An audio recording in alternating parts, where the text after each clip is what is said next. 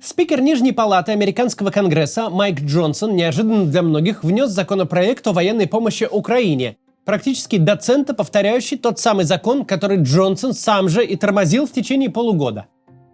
Законопроект был немедленно принят. Остались в данном случае лишь чисто технические этапы, где документ одобряет Сенат и подписывает президент Байден. В самое ближайшее время на помощь Украине будет по разным каналам и разным механикам выделен $61 миллиард. Для Украины эта новость самоценна. Киев наконец-то получит ту помощь, на которую так долго надеялся и не получал лишь потому, что ее тормозил в Палате представителей тот самый верный подаван Трампа Джонсон. Потому что Трампу для своей избирательной кампании нужно было торпедировать любую инициативу действующей администрации. Для нас же эта новость несет совершенно иной смысл.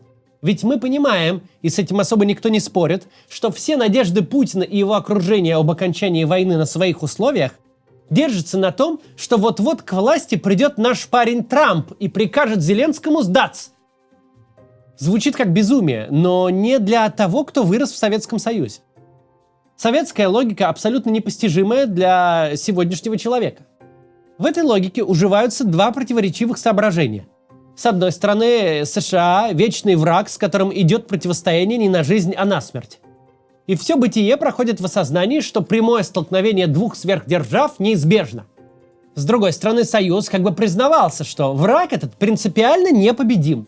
Что в Вашингтоне буквально сидит мировое правительство. Этакое начальство всех начальников, без чьего ведома, а скорее даже прямого приказа, не то что президент Франции не сменится, моль в Конго не пернет.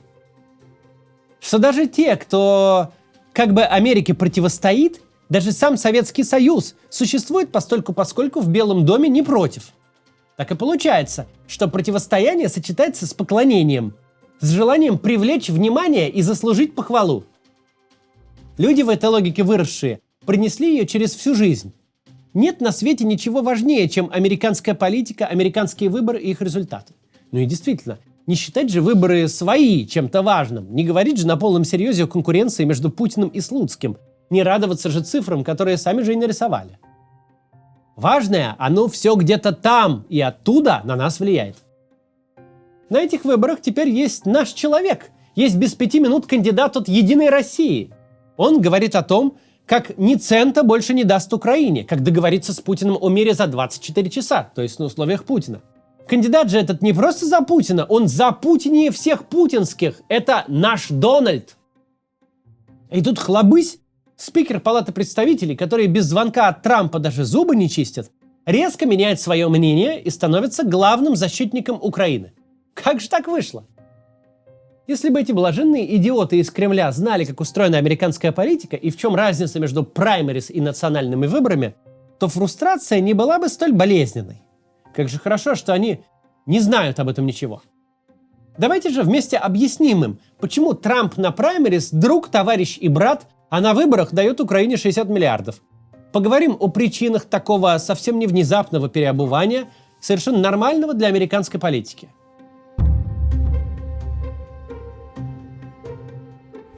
То, что лежит на поверхности, но о чем мало говорят, базовое противоречие в США между внутрипартийными праймерис и национальными выборами. Чтобы быть выдвинутым от своей партии, ты борешься за голоса сторонников этой самой партии. На праймерис, где стоит выбор между Дональдом Трампом и Никки Хейли, заведомо не придут те, кто выбирает между Трампом и Байденом. Там голосует ядерный электорат республиканцев, который не изберет демократа, даже если тот лично поможет им с переездом, посидит с детьми и даст взаймы до зарплаты. Грубо говоря, на праймерис республиканцев ты должен быть самым республиканским республиканцем. Тебе нужны голоса именно республиканцев. Причем в мероприятии этом участвуют далеко не все избиратели, а, как в случае с праймерис Трампа в этом году, порядка 20 миллионов человек. Ты должен нравиться не просто республиканцам, а самым активным из них. Тем, кто не пожалеет времени и усилий, чтобы сесть в машину, проехать столько-то миль до ближайшей школы, проторчать там полдня, выслушивая агитаторов каждого из кандидатов, и все ради того, чтобы приглянувшийся политик оказался на национальных выборах. В переводе с политического на бытовой русский слово «активный избиратель» переводится как «радикальный избиратель». Такой, которому бекон в горло не лезет до тех пор, пока за аборты не сажают на электрический стул. Ну или наоборот, кто скорее снесет местную школу до фундамента, чем смирится с отсутствием туалета для трансгендеров. Но на национальных выборах борьба идет не за голоса республиканцев и демократов. Осенью Трампу настолько же плевать будет, что о нем думают республиканцы из Алабамы, насколько Байдену на мнение демократов из Массачусетса. Оба будут бороться за неопределившихся избирателей в нескольких нейтральных штатах. Чувствуется же здесь противоречие, да? Выдвигают кандидатов те, кому политика так свербит в одном месте, кому настолько важна повестка своей партии, что они отпросились с работы, потратили выходной, нашли няню для ребенка, не съездили в Walmart, как планировали, пропустили барбекю с друзьями, лишь бы отдать голос за любимого кандидата и до хрипоты поспорить с теми, кто любит его недостаточно. А выбирать президента США в реальности будут те, кто, дожив до возраста активного избирательного права, до сих пор не определился, за красных он или за синих. Кому пока не очень ясно, что лучше – налоги пониже или социальных благ побольше, защита от государства или защита от вмешательства государства в право каждого купить ствол и защищаться самостоятельно. Самые индоктринированные избиратели США выдвигают кандидатов на суд тех, чье мнение меняется в последние недели и дни кампании. Именно поэтому кампании для номинаций и кампании для выборов – это абсолютно разные истории. На праймерис нужны те, кто любит Трампа за то, что тот, простите за прямоту, сыт против ветра. За то, что он весь такой из себя оппозиционер, кандидат от народа и анти-истеблишмент. На любое крашеное текущей администрации говорим «беленое». Вот вся его программа. Если администрация Байдена поддерживает Украину, Трамп против Украины. Если она борется с выбросом СО2, режем с тачки глушитель. Если Байден скажет «Дональд Трамп прекрасный кандидат, голосуйте за него», надо ответить «Да ты с ума, что ли, сошел, старый дурак? На мне 4 уголовки, 3 личных банкротства, и я умудрился профукать собственное казино. Посмотрите, кого эта наглая рожа вам в президенты пихает». Иногда бывали сбои. Байден поддерживает Израиль, значит опросы показывают, что зритель Fox News недолюбливает арабов больше, чем евреев. Значит, Израиль топчик. Это администрация Байдена ему плохо помогает. На праймерис нужны голоса тех, кого от Байдена и всего его Белого дома, от всей нынешней политики физически тошнит. На них выигрывает тот, кто громче обругает Байдена желтым земляным червяком и пообещает побольше его программ свернуть в первый же день избрания. Но на национальном уровне ситуация совсем иная. Умеренным республиканцам, а уж тем более нейтральным избирателям, совершенно не нравится ситуация, когда из-за личных мелких амбиций Америка выглядит как балаган и посмешище. Что ею как хочет вертит какой-то мелкий европейский диктаторишка. Абсолютное большинство американских граждан в национальных опросах поддерживают выделение помощи Украине. Более того, ее в значительной степени поддерживают и республиканцы в Конгрессе в значительной доле.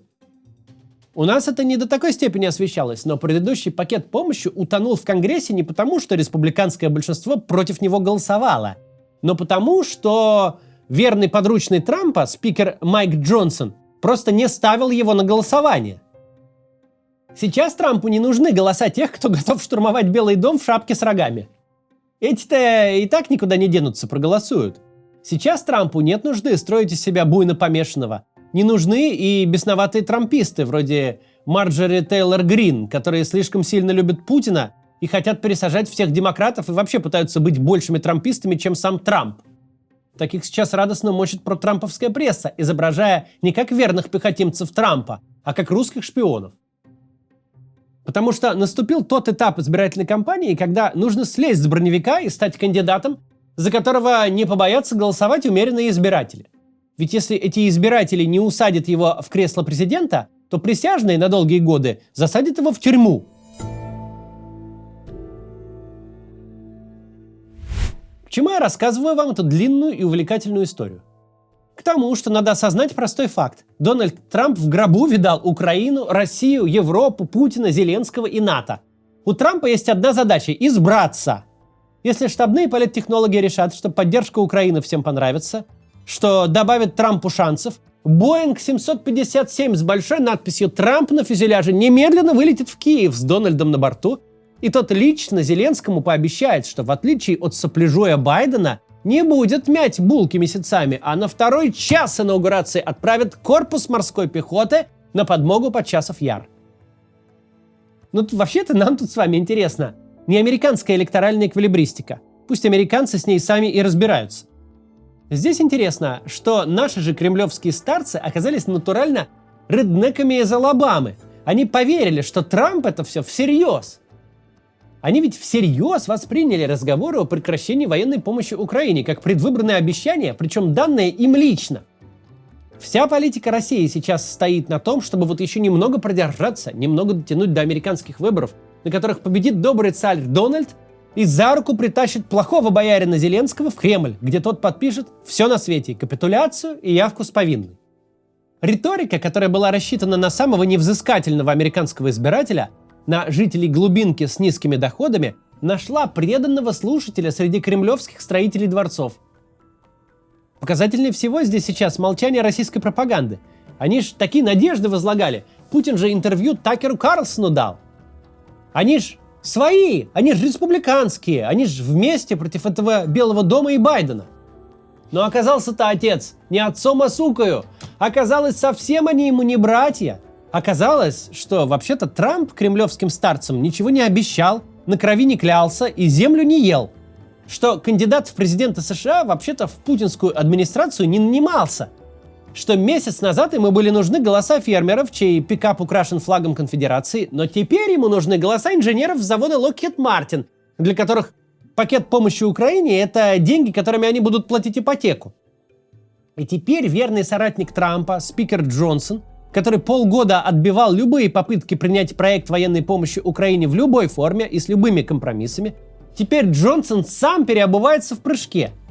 В режиме экстренного законотворчества вносят точно такой же проект, его немедленно принимают, а Пентагон, готовый поставить помощь немедленно, только того и ждет, обещает через неделю выдать Украине первые поставки.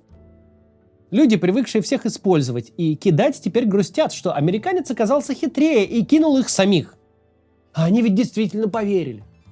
Верили, что вот-вот в Вашингтонском обкоме сменится первый секретарь и придет наш парень. Да, парень этот в период прошлого президентства подписал раз в 5 больше санкций, чем Обама. Но он же все равно наш. Действительно верили, что американская политическая система спит и видит, как бы подсобить России. Что американцы типа голосуют за Путина, но на аутсорсе. И вот случилась, в общем-то, совершенно нормальная для американской системы эволюция. От радикализма в центр по мере приближения национальных выборов. Но кто-то, похоже, реально удивился и даже расстроился. Ведь план-то был безупречен. Поставить все свои военные планы на то, что американские избиратели должны непременно проголосовать за кандидата, который, в свою очередь, почему-то должен, просто потому что этому нет никаких объяснений, почему-то должен выиграть за Россию войну. Порой реально отрыв берет от того, что у людей, наделенных такой властью, представление о мире как у второклассника. Провинциальная советская номенклатура настолько зациклена на США, что всю свою судьбу вверяет идее о приходе за океаном доброго царя. Сложнее всего поверить даже не в идею доброго царя США, а что люди, достигшие физической зрелости, во всю эту концепцию верят. Насколько нужно сойти с ума, чтобы всерьез думать, что на выборах в самой могущественной стране мира борется партия Зеленского против партии Путина. И вполне искренне удивляться, когда эта чушь собачья оказывается собачьей чушью. Когда оказывается, что Америка зациклена на себе, а кандидаты в президенты на избирателях.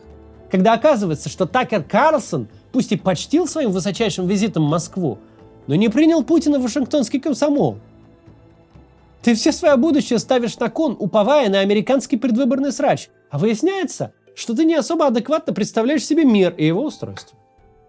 Очень приятно, когда плохие люди сталкиваются с холодной реальностью, где все совсем не так, как учили на политработе в высшей школе КГБ.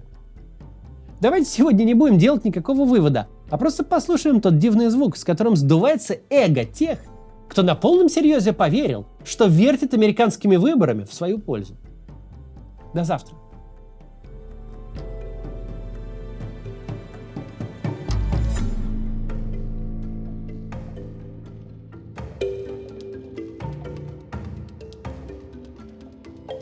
Thank you.